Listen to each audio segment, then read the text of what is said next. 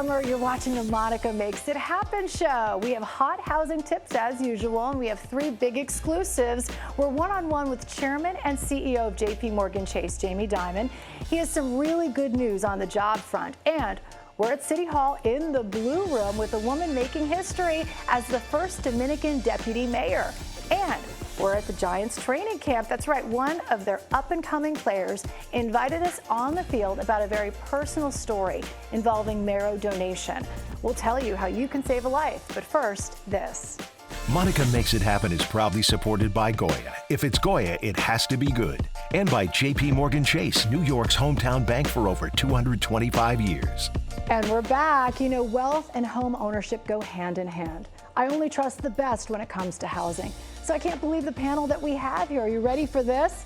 Nikki Merkerson, former banker and founder of PairGap. Hi, Nikki, good to see you. RB the Realtor is here. Rasheda Brown is here. I hope I said it right. And Jacqueline Plaza from JP Morgan Chase is here. What a power panel I have today. First you, Jacqueline. Yes. Chase is New York's hometown bank. So let's break down the housing market for New Yorkers right now. What are we facing? Sure. So we're very glad to see some signs that we're returning to a more balanced real estate market.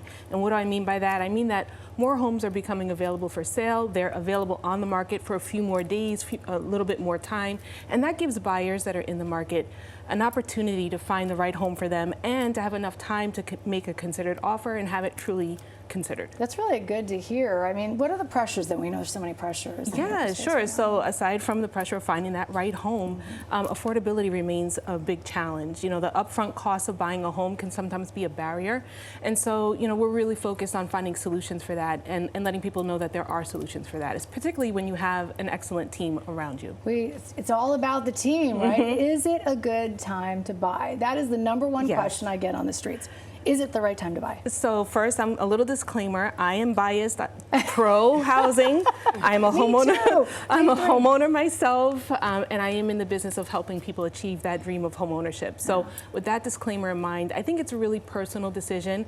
It's unique to an individual's circumstances. If they feel that they're financially ready to buy and they're ready for that next step and they consider it part of their wealth journey, then it's a great time to buy, particularly in a more balanced market where you have those opportunities. Oh, Jacqueline, we see eye to eye here. But what is co-buying? Everybody's talking about this. We're seeing a trend upward with this co-buying? Yes, we are. So my team and I, we're seeing more unmarried people collaborate to buy homes. And that's really what co-buying is. It's pooling income, it's pooling assets to put that down payment together to qualify for that home together. And that could be a great solution for folks that don't feel comfortable or aren't able to buy a home individually. And it's all about the team, right? And 100%. Who do we rely on? Is it Chase? Well, yes, I'd like to think so. You know, Chase, you know, our focus is on helping people buy homes. And there are a lot of great lenders out there that are ready to help. I love Chase. So, Nikki, you're the reason we're here. We love what you're doing. You're mixing technology with this co-buying with what's your platform again? PairGap. PairGap.com. Yes. And then what should people expect if they go there? I mean, you're helping connect people. So we're basically building an infrastructure for these transactions. And so think about it as a real estate matchmaking platform. Like eHarmony means home buying? Similar, right? Okay. But connecting based on financial wellness and people that are financially conscious. And you speak from experience because, I mean, you were inspired by your own story, right? Yeah, absolutely. I mean, I purchased with one of my coworkers. We co-bought together. So that's one of the things that inspired PairGap, but also really providing the structure and the protection with our real estate prenup, making sure that these transactions or people who do these transactions can do them safely. Wait a second. Did you see real estate prenup? You've got my attention. If you want more information, it's PairGap.com. And of course, you're the connector. We know you as RB the Realtor. I love that title. But you're really connecting. You create these events so people can meet each other because you might not know someone that you could pair up with, that you could trust. So that's where you come in, right? Yes, it is. And so honestly, my journey began me wanting to be a homeowner and not knowing what resources were available and having an opportunity to be able to tap into different grants and things that you might be able to have to help you purchase a home. So I said, maybe I should create a space where people can get together. So I bring together lenders, I bring together attorneys, community-based organizations that provide grants and awareness, and also teaching, and myself as the broker, and also experience from being a homeowner, all in one place. And we've been able to host over 5,500 people successfully that have gotten How many? 5,500 people What? successfully, yes. That's and incredible. they have been able to get an intro into home ownership. And I am happy to say that I was spotted right before I came into your studio by one of the people that had attended a Chase collaborative event between myself Where are and they? Chase. Get them And in they here. Where are are they? now a homeowner. They have brought a condo and entered into home ownership. And so that's Studio the work that I audience. do. Thank you. That's the work that I do Jack. myself as a realtor, and also with my nonprofit, Keep Path Foundation, which is helping people to become financially literate and also get on the path to home ownership. And full disclosure, you on LinkedIn. And we I actually am. communicated before you were Yes. on here, and then Nikki, you're the connector that brought us all together at JP Morgan Chase. Hope. I always want to end with hope. If Yes. someone's watching and they're like, this sounds like a little, I don't know what to do. I want to create generational wealth for my family, but I don't have the down payment. What do you tell them direct? So I tell them, speak with a lender, speak with someone that you trust in your community that can walk you through and has connections to fantastic friends like these that can bring all the resources to bear. I know that it can seem insurmountable to buy a home, particularly if you're a first-time home buyer, but there are solutions, and a lot of times people hold back. Thanks to our partners at Chase for a great conversation. Coming up, it was a raw and real sit-down interview at his Midtown offices. We sit down again with Jamie Dimon to talk about how you can break into corporate America and get that job. He's helping thousands do it. That's next.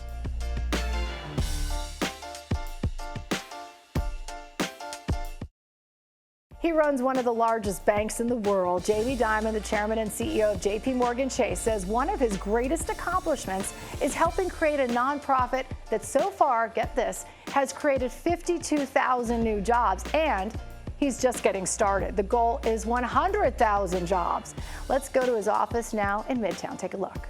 So good to see you. Good to see you. Thanks How you for doing? talking. I know you are so busy today, but jobs. You want to talk about jobs? Jobs, jobs, jobs. I can't say it enough. You had an idea for a council, and you called him, and he said, is this true? Jamie Dimon was on the phone and said, I want to create jobs, and I want to do it with CUNY. Is this a true story? It is true, except the part, it wasn't my idea, it was my wife's idea. It was your wife's idea. My wife has been doing something like this for 20 or 30 years. She kind of started this type of thing, and I simply said, you need the companies to actually want to hire the kids to make it work for both. And I think she had probably already met Phalo before me, but I called him up and said, we should meet. We have a great idea for you. I did not know that. Yeah. That is incredible. So she needs the Ellis Island Award Yes. for creating all of Yes. these jobs. Talk about the numbers. I know your numbers, and I'm a numbers person too. 52,000 people's lives have been changed because of this. Beyond your expectation, I know you have goals for 100,000, but beyond your expectations.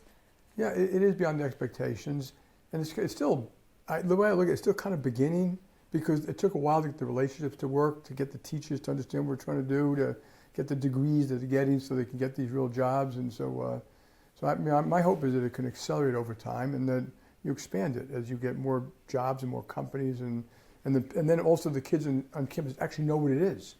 So they actually say, I can get that job. What do I need to get that job? Which skill do I need?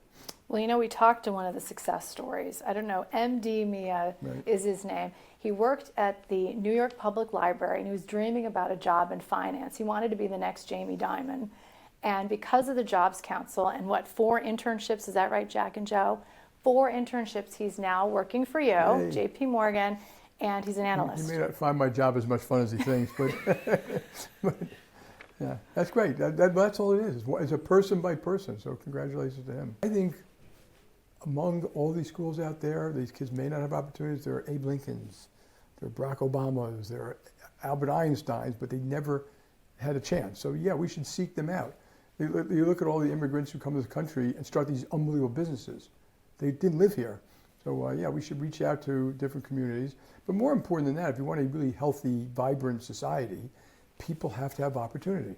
And if kids are either not finishing school, or even if they finish school and don't have skills that lead to jobs, they don't have that kind of opportunity. I know a lot of, especially inner city and minority communities, that narrative is pushed. You don't need an education. Just go in. But sometimes having that college degree and then also that connection can change their life, right? So the important part is skills. They get them a job. They can still go on to college. So you can go to community college.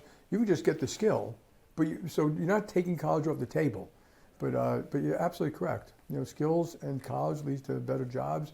There are a lot of open jobs. If you traveled the country, we just got back from a bus trip. Why was I invited on the bus? Okay, we'll invite you. I'm getting on the bus. If you go back many, many years ago, and you went to high school, reading and writing were the skills that got you a job. Yes. And even if you didn't finish high school, if you work well with your hands and you're a good worker, you get a job that was, eventually could pay for, in a factory or something, could eventually pay for a house and a car and a family. That's no longer really true.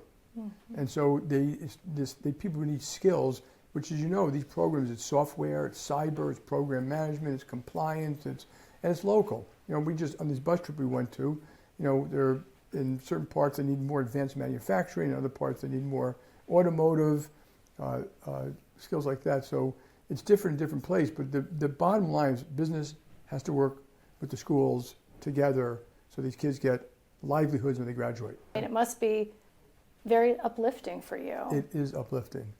People, you might be surprised, I'm a little bit of an introvert, but it's also true when you do these trips, it's motivating that we're helping people, that, I'm proud of them. When I meet all of our folks who are working hard, we were just in Atlanta and Charlotte and Raleigh-Durham and Jackson, Mississippi. It's uplifting, and they're doing a great job with their clients. They love to see us. It's respectful when we go, and it's even more respectful we go to learn. Like, what do you guys do differently here that we can do? What can we help you with? Mm-hmm. So we get a lot of ideas and generation and some complaints, and we try to fix them. So yes, you get a lot of energy, though at the end of the week, you're kind of tired. Yeah, you must be exhausted. It was 40 events in 4 days. Wow. Right. You're amazing. And those are are big client events, big town halls, smaller client events, press events. Yeah. It was the whole thing. What's your favorite part? part? And we do a lot of local press too, because the press educates the world about what works, and so we spend time talking about what works in that community.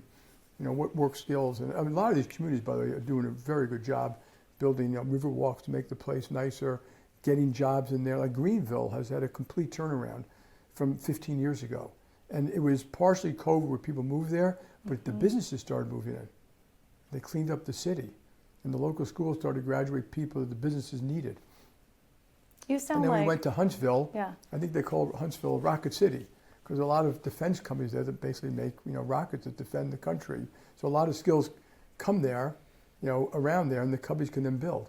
So there are all these ecosystems that take place that are actually quite successful. And then you come back to New York City, and you're building so much right here when it comes to jobs, and that's what we appreciate. Because we've been through some hard times here in New York City, and now everybody wants a job, but there's so much red tape, and it's hard to get that job. So you're removing those obstacles that we all face to get that job that we really want. So thank you for that. You're welcome. The future looks and the bright. schools are removing it. We can't do it without them. Thanks, Jamie. Coming up, we're in the Blue Room at City Hall to talk to a pint-sized political powerhouse. She is the daughter of a migrant worker and is now one of the most powerful people at City Hall. And she has a mission. It's all about community. That's next.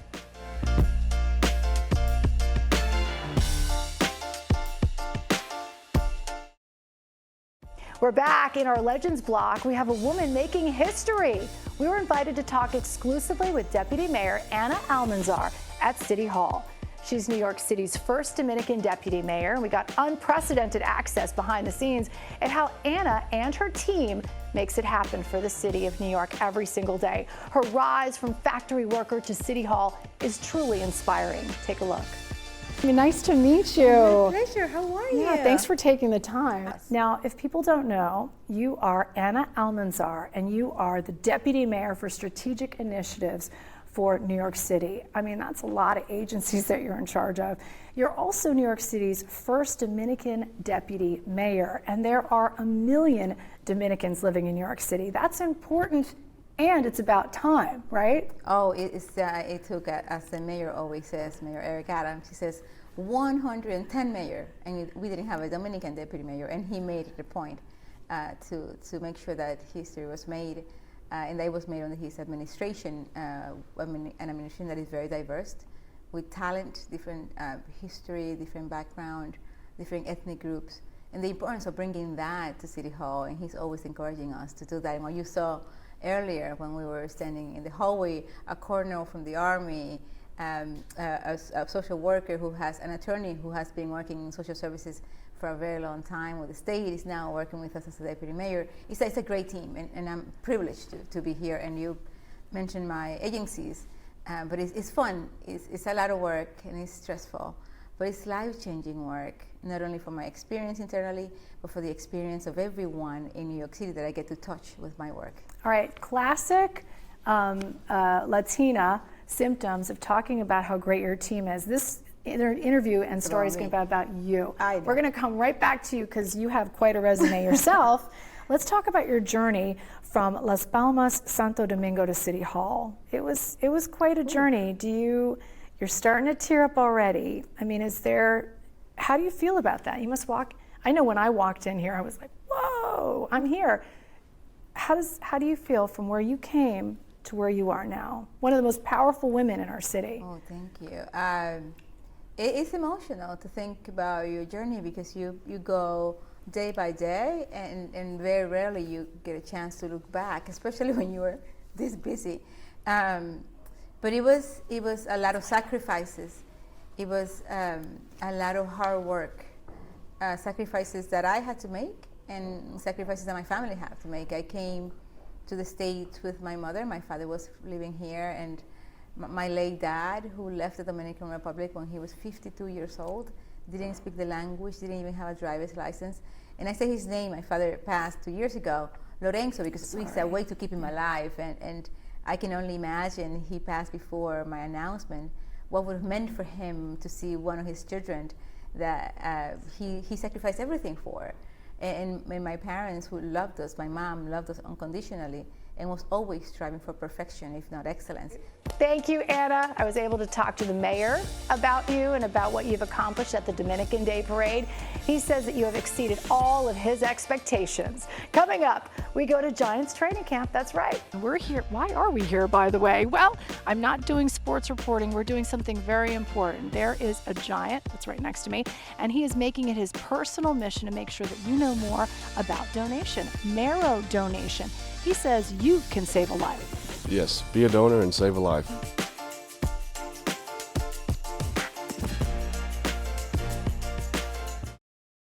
We're back. He's a Giants player with a personal, painful story to tell that is driving him to a greater purpose. He invited us to East Rutherford, New Jersey. We met number 60, New York Giants offensive lineman Bryan Hudson at training camp, and we spoke to him about his mission to help save lives. Bryan Hudson, number 60, you're incredible out there. I appreciate it. Yeah, it was a good day of practice. It's been a solid training camp, but yeah, I'm just thankful to be a small part, and being able to support and help a great cause. So. All right, I'm not a sports reporter. I'm more of a people person and people reporter. Why I'm talking to you is because of your own personal story. Tell me your personal story about your uncle. Yeah, so my uncle, he's been battling a very rare form of T-cell lymphoma for about 4 years now. He's doing well. You can go on their website, nmdp.org. Minorities and people of those communities can hopefully get donors. Can I just say, Bryan, you're awesome. You're awesome. Thank you. I love this guy. Thank you, Bryan. You're so amazing on and off the field. A huge community champion. That does it for us. Don't forget to watch us every single night at 5:45 and 6:45 on TV. And if you need our help, reach out to me. You know how to do that at Monica Morales TV on all of our social media platforms. And our podcast, too, is on YouTube every Friday. Let's keep making it happen together. See you next time.